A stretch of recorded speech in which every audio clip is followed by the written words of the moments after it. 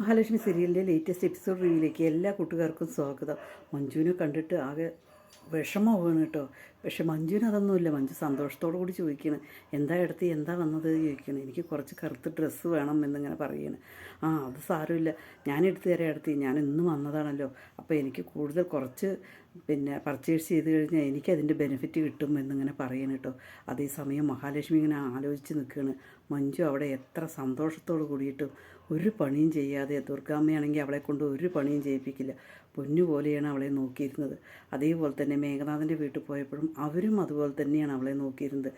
അവൾ ഇപ്പോൾ ഈ കഷ്ടപ്പെടുന്നത് കാണുമ്പോൾ മഹാലക്ഷ്മിക്ക് ഒരുപാട് സങ്കടം തോന്നുന്നു കേട്ടോ. അതേപോലെ വിഷമവും, എന്ത് ചെയ്യണമെന്നറിയാതെ. പക്ഷേ തുണികളെല്ലാം എടുത്തതിന് ശേഷം താഴേക്ക് ഇറങ്ങി വരികയാണ്. അത് കാണുമ്പോൾ കണ്ണൻ ചോദിക്കണ്ടേ, എന്താ നിൻ്റെ മുഖത്തൊരു സന്തോഷമില്ലല്ലോ, എന്താണ് തുണികൾ എടുത്തില്ലേ എന്നിങ്ങനെ ചോദിക്കുകയാണ്. ഞാൻ എടുത്തു, പക്ഷേ കണ്ണേട്ടാ ഞാൻ അവിടെ ഒരാളെ കണ്ടു, അതിനുശേഷം എനിക്ക് ഭയങ്കര വിഷമമായി എന്നിങ്ങനെ പറയുകയാണ്. ആരാണ് എന്ന് ചോദിക്കുമ്പോൾ മഞ്ജു അവിടെ സെയിൽസ് ഗേൾസായിട്ട് ജോലി എടുക്കുകയാണ് എന്നിങ്ങനെ പറയുമ്പോൾ കണ്ണന് പ്രത്യേകിച്ച് ഒന്നും തോന്നില്ല കേട്ടോ.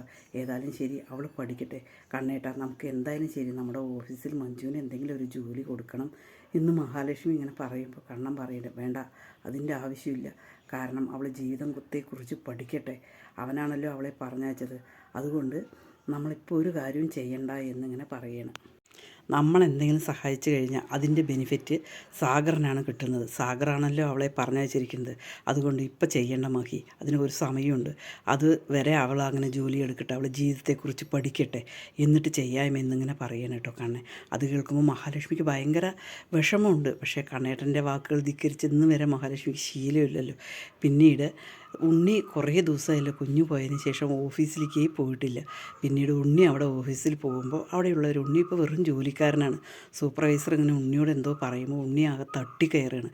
നിങ്ങളെ എന്നോട് മാത്രം ഭരിക്കാൻ മാത്രമായിട്ടില്ല, ഞാൻ എപ്പോൾ വേണമെങ്കിലും വീണ്ടും ആ സൂപ്പർവൈസർ പദ്ധതിയിൽ പണിയിലേക്ക് ഞാൻ വരും, പക്ഷേ നിങ്ങൾ എന്നോട് ഒരുപാട് അധികാരം എടുക്കണ്ട പറഞ്ഞിട്ട് ഉണ്ണി അവിടുത്തെ സൂപ്പർവൈസറോടും അവരോടൊക്കെ തട്ടിക്കയറുകയാണ് കേട്ടോ.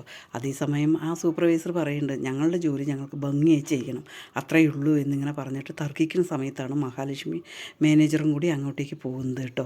അത് കാണുമ്പോൾ ഉണ്ണിയോട് മഹാലക്ഷ്മി ചോദിക്കും, എന്താ പ്രശ്നം എന്ന് പറയുമ്പോൾ ആ സൂപ്പർവൈസർ പറയുന്നുണ്ട്, ഉണ്ണി ഒന്നും പറഞ്ഞത് കേൾക്കുന്ന ഇങ്ങനെ തട്ടിക്കയറണമെന്ന് പറയുമ്പോൾ മഹാലക്ഷ്മി പറയുന്നുണ്ട്, ഉള്ള ജോലിയും കൂടി നീ ഇല്ലാതാക്കരുത് എന്നിങ്ങനെ പറയുകയാണ്. അത് ആലോചിക്കാനും കൂടി ഉണ്ണിക്ക് വയ്യ. ജോലിയില്ലാതെ കരുണൻ്റെ മുത്തശ്ശൻ്റെ മുമ്പിൽ പോയി കഴിഞ്ഞാൽ പിന്നെ ജീവിക്കുന്നതിനേക്കാളും നല്ലത് മരിക്കുകയാണ്.